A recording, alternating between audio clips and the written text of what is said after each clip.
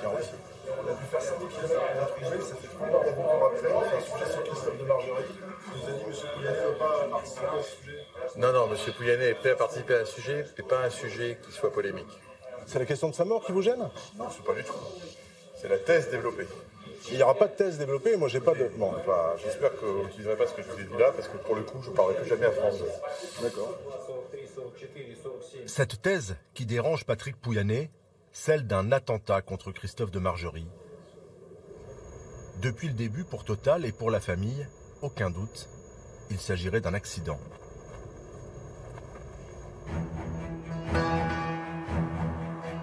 Retour à Moscou. Le 20 octobre 2014, Margerie est une fois de plus dans la capitale russe. Depuis 10 ans, Total a renforcé ses positions dans le pays et le grand patron français a maintenant ses entrées au sommet du pouvoir. Nous sommes quelques heures avant l'accident fatal. Le patron de Total va rencontrer le Premier ministre. Dimitri Medvedev organise un mini-sommet économique à Gorki 9, sa résidence de la banlieue chic de Moscou. Voici la dernière photo de Christophe de Margerie avec les 30 plus gros investisseurs étrangers en Russie. Ce jour-là, le patron de Total se fait remarquer.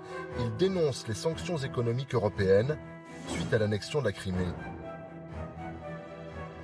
Pour évoquer celui qu'il appelle le grand ami de la Russie, ravi de vous rencontrer. Dimitri Medvedev a tenu à nous recevoir dans la salle même où s'est tenue la conférence. Je me souviendrai toujours des propos qu'il a tenus ce jour-là.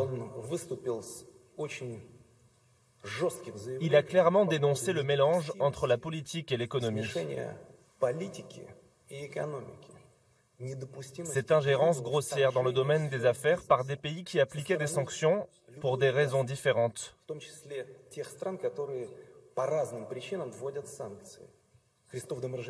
Christophe de Margerie était une personnalité très forte.